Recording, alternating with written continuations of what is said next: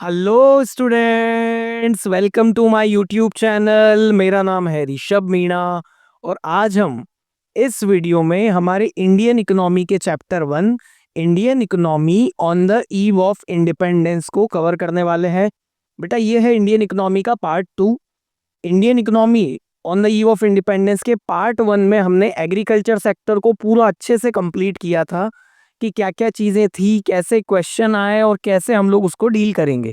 ठीक है, इस पार्ट में हम लोग इंडस्ट्रियल सेक्टर को कवर करने वाले हैं। ठीक है, कि इंडस्ट्रियल सेक्टर कैसा था, फिर ब्रिटिशर्स आए, क्या क्या चेंजेस हुए, उसके क्या इफेक्ट आए, कैसे किया, क्या ऑब्जेक्टिव थे, सारी चीज़ें A to Z चीज़ें अपन कंप्लीट करेंगे। और बेटा इस टॉपिक पे जो आज का वीडियो है, इस टॉपिक पे अभी 2025 में एक क्वेश्चन आया था, वो भी अपन देखेंगे। ठीक है, तो बिना देर किए वीडियो को अपन स्टार्ट करते हैं। चलो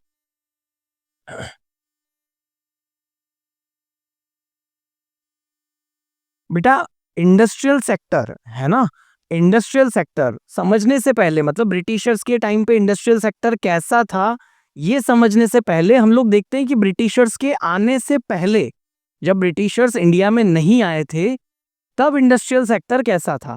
तो बेटा हमारा जो इंडस्ट्रियल सेक्टर था वो वर्ल्ड फेमस था।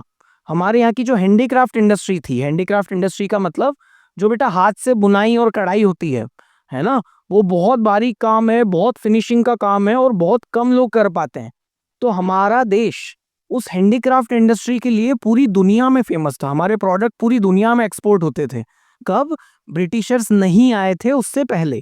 तो बेटा ब्रिटिशर्स जब आए तो उन्होंने देखा कि ये जो हैंडीक्राफ्ट इंडस्ट्री है ये बहुत ज़्यादा डेवलप है और इंडियंस इससे बहुत पैसा कमाते हैं इसको एक्सपोर्ट करके। तो उन्होंने ये दिमाग लगाया कि जब तक अपन इस हैंडीक्राफ्ट इंडस्ट्री को पूरा खत्म नहीं कर देंगे तब तक इंडिया को कमज़ोर करना मुश्किल है। ठीक है, और जब तक इंडिया कमज़ोर नहीं होगा तब तक हम इस पे राज नहीं कर पाएंगे। तो उन्होंने क्या किया, इस वर्ल्ड फेमस हैंडीक्राफ्ट इंडस्ट्री को सिस्टमैटिकली डी इंडस्ट्रियलाइज किया। क्या किया? सिस्टमैटिकली डी इंडस्ट्रियलाइज किया। अब इसका मतलब क्या होता है सर कि डी इंडस्ट्रियलाइज करना मतलब क्या होता है? तो बेटा सबसे पहले मतलब समझते हैं कि इसका मतलब क्या। डी इंडस्ट्रियलाइजेशन का मतलब क्या? To reduce industrial activity in a particular area और रीजन। बेटा कोई एरिया में इंडस्ट्रियलाइजेशन करने का मतलब क्या होगा कि वहां पे इंडस्ट्रीज का सेटअप होना या इंडस्ट्रियल एक्टिविटी का बढ़ना।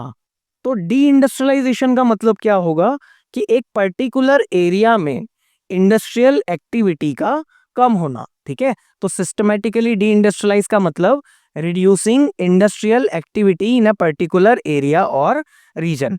अब देखते हैं बेटा सेकंड टॉपिक कि उनका इसके पीछे क्या ऑब्जेक्टिव था।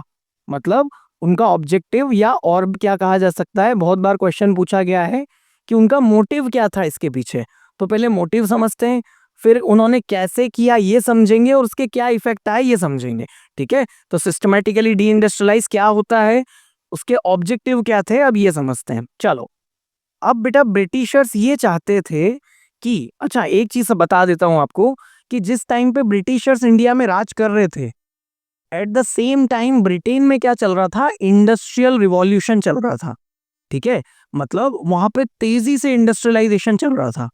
अब बेटा इंडस्ट्रीज के चलने के लिए एक बेसिक सी रिक्वायरमेंट होती है कि इंडस्ट्रीज को रॉ मटेरियल की सप्लाई चाहिए, नहीं तो फिनिश गुड कैसे बनाएंगे। अगर रॉ मटेरियल नहीं मिलेगा तो फिनिश गुड नहीं बन सकता। तो ब्रिटेन में इंडस्ट्रियल रिवॉल्यूशन चल रहा था, तो वहां की इंडस्ट्रीज को रॉ मटेरियल चाहिए। अब वो रॉ मटेरियल कहाँ से मिलना चाहते, ब्रिटिशर्स कहाँ से चाहते थे, इंडिया से चाहते थे। ठीक है, कि उनको इंडिया से रॉ मटेरियल मिल जाए ताकि ब्रिटेन में इंडस्ट्रियलाइजेशन और तेजी से बढ़ सके। ठीक है, तो उनका क्या मोटिव था हैंडीक्राफ्ट इंडस्ट्री को डी इंडस्ट्रियलाइज करने के पीछे, आओ समझते हैं। तो पहला मोटिव ये था बेटा कि to reduce India into a exporter of raw material. मतलब वो चाहते थे कि इंडिया सिर्फ और सिर्फ एक रॉ मटेरियल के एक्सपोर्टर वाला देश बन के रह जाए।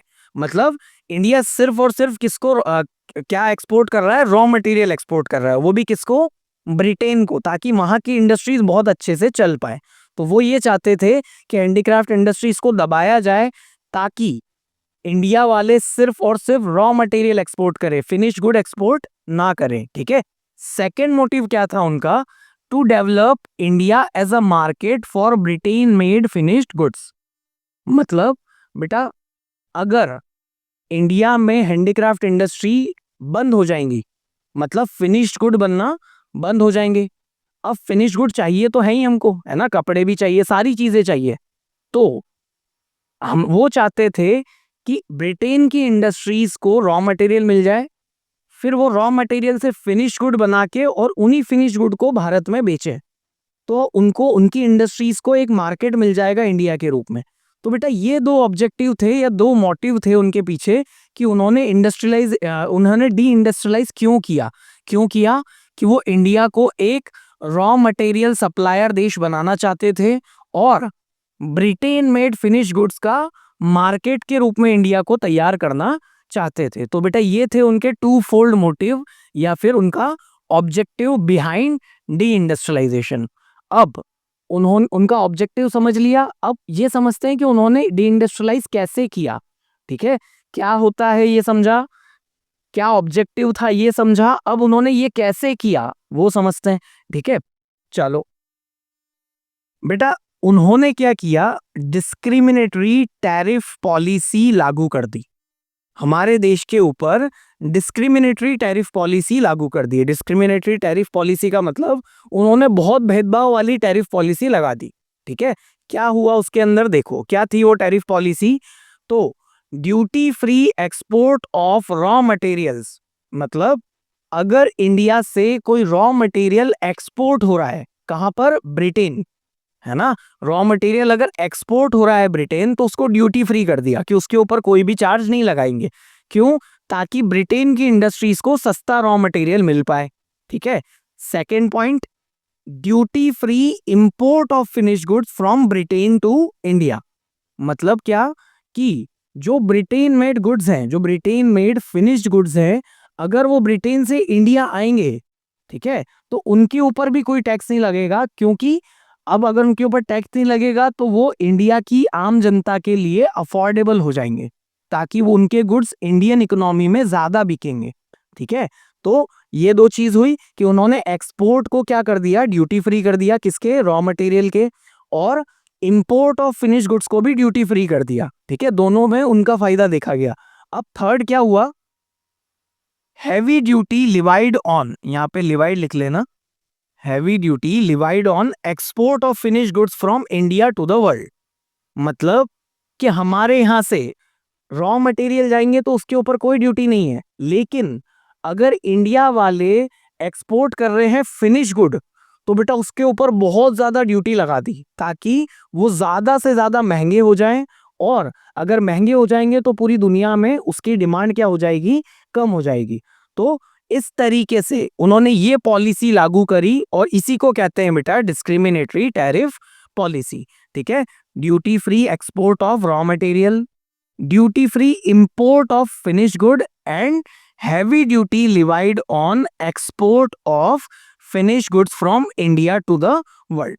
ठीक है, तो सिस्टमैटिक डी इंडस्ट्रियलाइजेशन क्या होता है, क्या ऑब्जेक्टिव था, कैसे किया, अब समझते हैं बेटा कि इस सिस्टमैटिक डी इंडस्ट्रियलाइजेशन का क्या इफेक्ट पड़ा इंडियन इकोनॉमी पे। ठीक है, तो बेटा इफेक्ट समझने से पहले एक चीज है ना, एक थिंकिंग डेवलप करना पड़ी। इंडियन इकोनॉमी को समझने के लिए, अच्छे से आंसर करने के लिए एक समझ डेवलप करना पड़ेगी, थिंकिंग डेवलप करना पड़ेगी। तो अब सोचते हैं कि क्या इफेक्ट पड़ा होगा। ठीक है, तो बेटा अपने दिमाग में दो चीजें रखना कि जब ब्रिटिशर्स आए थे, है ना, तो इंडिया के लोग दो चीजों पे, उनका ऑक्यूपेशन मेनली दो चीजों पे था। एक था एग्रीकल्चर सेक्टर और दूसरा था इंडस्ट्रियल सेक्टर। तो एग्रीकल्चर सेक्टर में ज्यादा लोग थे, इंडस्ट्रियल सेक्टर में कम लोग थे। अब क्या हुआ, ब्रिटिशर्स ने आए और उन्होंने इसको डी इंडस्ट्रियलाइज कर दिया, हमारे इंडस्ट्रियल सेक्टर को डी इंडस्ट्रियलाइज कर दिया। कैसे किया, क्या मोटिव था, ये अभी समझा। अब क्या इफेक्ट आए होंगे, तो बेटा हमारा जो इंडस्ट्रियल सेक्टर बहुत दुनिया में फेमस था, तो बेटा ऑब्वियसली उसके अंदर बहुत लोग काम करते होंगे, है ना, काम भी करते होंगे कुछ, मतलब बहुत सारे तरीके के उसके अंदर लोग काम करते होंगे। अब क्या हुआ, ये इंडस्ट्रियल सेक्टर डी इंडस्ट्रियलाइज हो गया। तो अब इसमें जो लोग काम कर रहे हैं वो अचानक से क्या हो गए, बेरोजगार हो गए। तो हमारा डी इंडस्ट्रियलाइजेशन का सबसे पहला इफेक्ट क्या पड़ा कि हमारे देश में बेरोजगारी बढ़ गई। अब बेरोजगारी बढ़ गई तो बेटा सभी लोगों को, है ना, सभी लोगों को अपने सर्वाइवल के लिए कुछ ना कुछ तो काम करना ही पड़ता है। ठीक है, तो अचानक से ये जो इंडस्ट्रियल सेक्टर में लोग थे, ये अचानक से जो बेरोजगार हुए, तो बेटा इनके पास एक और ऑप्शन अब क्या था सामने कि हम कहां पर काम करें, एग्रीकल्चर सेक्टर में काम करें। तो एग्रीकल्चर सेक्टर में ही ब्रिटिशर्स चाहते थे कि ये लोग काम करें ताकि रॉ मटेरियल ज्यादा से ज्यादा हम लोग ब्रिटेन भेज पाए। तो अब क्या हुआ कि हमारे जो लोग थे, हमारा जो देश था, वो ऑलरेडी एग्रीकल्चर सेक्टर पे बहुत डिपेंडेंट था, और इंडस्ट्रियल सेक्टर के डी इंडस्ट्रियलाइज होने की वजह से हमारा जो एग्रीकल्चर पे डिपेंडेंस है वो और ज्यादा क्या हो गया, बढ़ गया। तो बेटा ये आए हमारे देश पे इफेक्ट किसके, कि जो इंडस्ट्रियल सेक्टर को डी इंडस्ट्रियलाइज किया उसके क्या क्या इफेक्ट हमारी इंडियन इकोनॉमी पे आए। तो बेटा ये पूरा टॉपिक अपन ने कवर किया, इससे बाहर क्वेश्चन नहीं आएगा। और इस स्लाइड से अभी 2025 में एक क्वेश्चन आया है, वो अभी अपन करेंगे। ठीक है, तो इस टॉपिक को पूरा अच्छे से कवर किया है बेटा मैंने। ठीक है, कि क्या होता है, क्यों किया, कैसे किया और क्या इफेक्ट आया। ठीक है, इससे बाहर आपका क्वेश्चन नहीं आएगा सीबीएसई में। ठीक है, अगली स्लाइड में अपन क्वेश्चंस देखते हैं।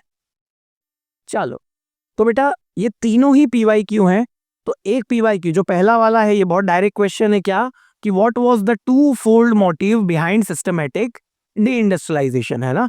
तो ये तो डायरेक्ट क्वेश्चन है कि उनका क्या मोटिव था, क्या टू फोल्ड मोटिव थे बेटा। अभी मैंने आपको बताया, सॉरी, अभी अभी मैंने आपको बताया कि उनका क्या मोटिव था, कि वो चाहते थे कि इंडिया सिर्फ और सिर्फ एक्सपोर्टर ऑफ रॉ मटेरियल बन के रह जाए, और second, to develop India into a market for Britain made finished goods. तो ये बेटा उनके दो फुल मोटिव थे, ये भी पीवाईक्यू है। Second, write any two shortfalls of industrial policy pursued by Britishers. ये बहुत अच्छा क्वेश्चन था, ये भी पीवाईक्यू है बेटा। ये आपसे ये पूछ रहा है क्वेश्चन कि ब्रिटिशर्स ने जो इंडस्ट्रियल पॉलिसी लागू करी उसकी दो कमियां बताओ। तो दो कमियां क्या है, पहली तो हम लोग बोलेंगे कि डिस्क्रिमिनेटरी टैरिफ पॉलिसी, कि उन्होंने इंडस्ट्रियल सेक्टर पे डिस्क्रिमिनेटरी टैरिफ पॉलिसी लगा दी जो कि बिल्कुल भी सही नहीं थी। और सेकंड में अगली स्लाइड में आपको बताने वाला हूं। ठीक है, जो अगला टॉपिक है वो भी एक कमी है इनकी, तो वो उसको तब देखते हैं। ठीक है, अब बेटा ये आया है 2025 में क्वेश्चन। ठीक है, ये क्वेश्चन 2025 में आया है इस टॉपिक से। अब देखो सीबीएसई कितने अच्छे क्वेश्चंस पूछ रहा है। तो इंडियन इकोनॉमी को बहुत अच्छे से डिटेल में पढ़ना, एक एक टॉपिक बहुत ज्यादा जरूरी हो गया है। देखो क्वेश्चन डील करते हैं। Under the British rule India underwent systematic economic exploitation with its resources and wealth being diverted to Britain. बेटा अब इस क्वेश्चन को कंप्लीटली इस टॉपिक का नहीं बोल सकते हैं, ये इस टॉपिक प्लस फॉरेन ट्रेड, है ना, दो टॉपिक का मिक्स करके क्वेश्चन है। एक तो इसका एक टॉपिक, एक कॉन्सेप्ट पे ये है कि उन्होंने किस तरीके से सिस्टमैटिक एक्सप्लॉइटेशन किया, मतलब सिस्टमैटिकली डी इंडस्ट्रियलाइज किया। तो इसका आंसर कैसे लिखेंगे कि ब्रिटिशर्स ने, है ना, ब्रिटिशर्स के क्या ऑब्जेक्टिव थे, वही कि to reduce India into a supplier of raw material country and to develop India into a market for the Britain made finished goods. तो उन्होंने इस तरीके से सिस्टमेटिकली डी इंडस्ट्रियलाइज किया। कैसे किया, by implementing discriminatory tariff policy. वो तीनों पॉइंट लिख देना, duty free export of raw material, duty free import of finish good and heavy duty levied on export of finish goods from India. ठीक है, अब बेटा ये जो इसका आंसर है, wealth being diverted to Britain. ठीक है, कि हमारी जो वेल्थ थी, हमारी जो इंडिया में हमारी जो इंडिया की वेल्थ थी वो ब्रिटेन कैसे डाइवर्ट हो गई, ये मैं आपको नेक्स्ट वीडियो में बताने वाला हूँ। ठीक है, कि हमारे देश का पैसा ब्रिटेन कैसे ट्रांसफर हो गया। बोलते हैं ना कि सोने की चिड़िया थी इंडिया और ब्रिटेन लूट के ले गया, तो हमारे यहाँ का पैसा ब्रिटेन चला गया। कैसे गया ये मैं आपको नेक्स्ट वीडियो में बताने वाला हूँ। तो बेटा ये क्वेश्चन बहुत ज्यादा अच्छा था, दो कॉन्सेप्ट को मिक्स करके क्वेश्चन पूछा था सीबीएसई ने, और ये 3 मार्क का क्वेश्चन था। तो आधा आंसर तो मैंने आपको इस वीडियो में बता दिया। आधा मैं आपको अगले वीडियो में बताऊंगा। ठीक है, अब चलते हैं बेटा नेक्स्ट टॉपिक पे। चलो, नेक्स्ट टॉपिक है lack of capital goods industries. बेटा कैपिटल गुड्स इंडस्ट्रीज हमारे जो ब्रिटिशर्स के टाइम पे है ना, हमारे देश में ब्रिटिशर्स के टाइम पे कैपिटल गुड्स इंडस्ट्रीज बहुत कम थी। अब सर कैपिटल गुड्स इंडस्ट्रीज क्या होती हैं? तो बेटा कैपिटल गुड्स इंडस्ट्रीज होती हैं, कैपिटल गुड्स इंडस्ट्री उनको बोला जाता है जो मशीनरी की इंडस्ट्री है, जहां पे आप ये समझो अपने दिमाग में कि जिस इंडस्ट्रीज में मशीन बनाई जाती है ना, गुड्स नहीं बनाए जाते, मशीन बनाई जाती है, कि मशीन बनाने वाली इंडस्ट्रीज को क्या बोला जाता है? Capital goods industries. तो बेटा ब्रिटिशर्स के टाइम पे कैपिटल गुड्स इंडस्ट्रीज बहुत नेग्लिजिबल है ना, बहुत कम थी इंडिया में। क्यों थी उसके पीछे रीजन समझते हैं, क्योंकि यहां से भी क्वेश्चन आया हुआ है। ठीक है, तो अब समझते हैं कि ब्रिटिशर्स के टाइम पे ऐसा क्यों था। बेटा ऐसा इसलिए था क्योंकि Britishers never encourage setup of capital goods industries because they always wanted India to be dependent on Britain for their capital goods requirement. बेटा देखो ये कितने चालाक थे ना, कितनी दूर का सोचते थे। अभी आपको ये स्लाइड को पूरा समझाऊंगा तब समझ में आएगा। ठीक है बेटा, उन्होंने कैपिटल गुड्स इंडस्ट्रीज को इसलिए डेवलप नहीं होने दिया इंडिया में, क्योंकि वो ये चाहते थे कि अगर मतलब ये इंडिया वाले मशीन के लिए ब्रिटेन पे ही डिपेंडेंट होने चाहिए, क्योंकि अगर ये मशीनें बनाना सीख गए, है ना, बहुत ध्यान से सुनना बेटा, आपको समझ में आएगा कि वो कितनी दूर की सोच रखते थे। ठीक है, उन्होंने मशीन वाली इंडस्ट्रीज को, मशीन बनाने वाली इंडस्ट्रीज को कभी एनकरेज नहीं किया, क्योंकि वो चाहते थे कि मशीनों के लिए इंडिया किस पे डिपेंडेंट रहे? ब्रिटेन पे डिपेंडेंट रहे। क्यों? क्योंकि अगर इंडिया वालों ने मशीनें बनाना सीख ली, अगर इंडिया में मशीन की मैन्युफैक्चरिंग होने लग गई, तो क्या होगा बेटा? इंडिया के पास रॉ मटेरियल तो है ही, तो अगर मशीनें बनने लग गई तो यहाँ पे इंडस्ट्रीज भी डलने लग जाएगी। अगर इंडस्ट्रीज डलने लग गई तो यहाँ पे रॉ मटेरियल की रिक्वायरमेंट बढ़ जाएगी। ठीक है, तो मतलब ऑब्वियसली मशीन है तो इंडस्ट्रीज जल रही, इंडस्ट्रीज जल रही तो उनको रॉ मटेरियल चाहिए। अब रॉ मटेरियल की यहाँ पे अगर डिमांड बढ़ गई तो ब्रिटेन की इंडस्ट्रीज को रॉ मटेरियल की शॉर्टेज फेस करनी पड़ सकती है। इसीलिए उन्होंने कैपिटल गुड्स इंडस्ट्रीज को इंडिया में डेवलप नहीं होने दिया। ठीक है, इसको एक फ्लो चार्ट से समझते हैं कि कैपिटल गुड्स का अगर प्रोडक्शन इंडिया में होगा, है ना, कैपिटल गुड्स का प्रोडक्शन अगर इंडिया में होगा, एक मिनट कलर चेंज कर लेते हैं, कैपिटल गुड्स का प्रोडक्शन अगर इंडिया में होगा तो उसकी वजह से इंडिया में क्या हो जाएगा? इंडस्ट्रियलाइजेशन हो जाएगा, यहाँ पे इंडस्ट्रीज चलने लग जाएगी। इंडस्ट्रियलाइजेशन की वजह से क्या होगा? इंडिया में रॉ मटेरियल की रिक्वायरमेंट क्या हो जाएगी? बढ़ जाएगी। और अगर इंडिया में रॉ मटेरियल की रिक्वायरमेंट बढ़ गई तो हमारी मतलब उन्होंने ये सोचा कि हमारी जो ब्रिटिश इंडस्ट्रीज हैं, है ना, उनको क्या करना पड़ सकता है? रॉ मटेरियल की शॉर्टेज फेस करनी पड़ सकती है। इसीलिए उन्होंने कैपिटल गुड्स इंडस्ट्रीज को कभी भी एनकरेज नहीं किया। ठीक है, तो बेटा ये थे अपने इंडस्ट्रियल सेक्टर के दो टॉपिक्स। अगले एक मिनट, कोई टॉपिक छूट तो नहीं गया? हाँ, नहीं छूटा। बेटा ये था अपना इंडस्ट्रियल सेक्टर का वीडियो। इसमें मैंने आपको पूरा अच्छे से समझाया कि सिस्टमेटिक डी इंडस्ट्रियलाइजेशन क्या होता है और उससे क्या क्या चीजें कहाँ कहाँ से क्वेश्चन आ सकते हैं, और एक ये टॉपिक समझाया। नेक्स्ट वीडियो में हम लोग फॉरेन ट्रेड सेक्टर को समझेंगे, और फोर्थ वीडियो में इंफ्रास्ट्रक्चर एंड अदर टॉपिक्स को कवर करके इस वीडियो को पूरा PYQ के साथ खत्म करेंगे। ठीक है, तो आई होप कि ये वीडियो आपको हेल्पफुल लगा। अगर बेटा हेल्पफुल लगा तो please like, share, subscribe my channel, and अगर कोई भी डाउट हो तो आप कमेंट बॉक्स में बताओ, मैं बिल्कुल आपके सारे डाउट सॉल्व करूंगा। ठीक है, थैंक यू सो मच।